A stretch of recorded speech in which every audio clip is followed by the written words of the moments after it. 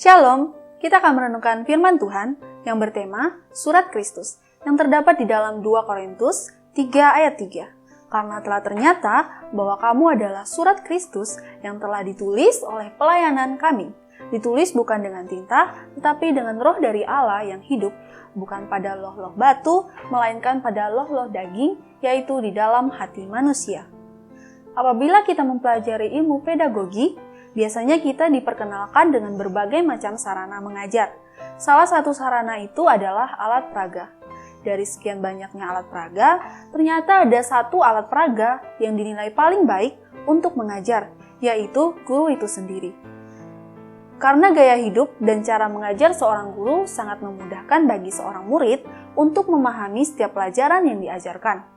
Dalam suratnya yang dikirimkan kepada jemaat di Korintus, Rasul Paulus mengingatkan kepada setiap orang Kristen agar memiliki cara hidup yang benar, yaitu hidup yang sesuai dengan ajaran dan hidup Tuhan Yesus Kristus. Hal ini disampaikan oleh Rasul Paulus karena orang Kristen adalah surat Kristus yang terbuka. Maksudnya adalah, pertama, hidup orang Kristen diperhatikan, dinilai, dikoreksi oleh orang lain. Hidup orang Kristen harus memberi pengaruh yang positif bagi orang lain. Kedua, setiap orang Kristen harus sadar bahwa Roh Kudus telah menulis dan mengukir firman-Nya di dalam hati setiap orang percaya. Ketiga, setiap orang Kristen harus memiliki hidup benar dan terpuji, supaya layak disebut sebagai surat pujian, tidak menjadi batu sandungan. Sangat disayangkan jika hidup orang Kristen gagal menjadi surat Kristus dan membuat orang lain menjadi antipati kepada Kristus. Oleh sebab itu, betapa pentingnya hidup senantiasa dipimpin oleh Roh Kudus, hati melimpah dengan firman Tuhan, dan memiliki hidup benar.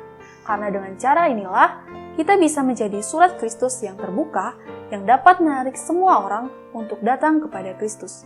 Tuhan Yesus memberkati.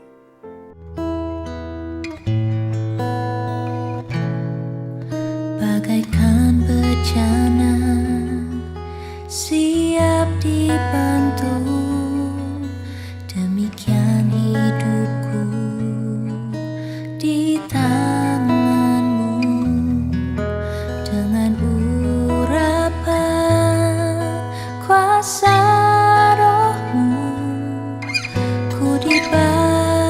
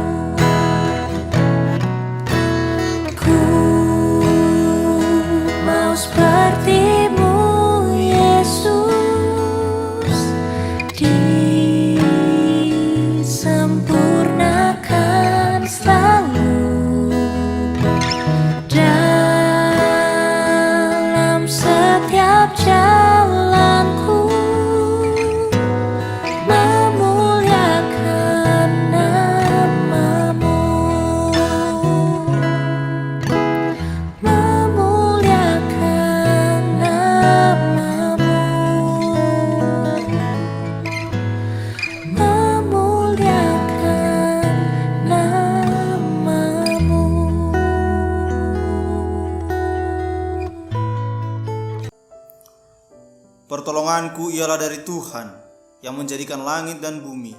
Semoga Allah, sumber pengharapan, memenuhi kamu dengan segala sukacita dan damai sejahtera dan dalam iman kamu, supaya oleh kekuatan Roh Kudus kamu berlimpah-limpah dalam pengharapan.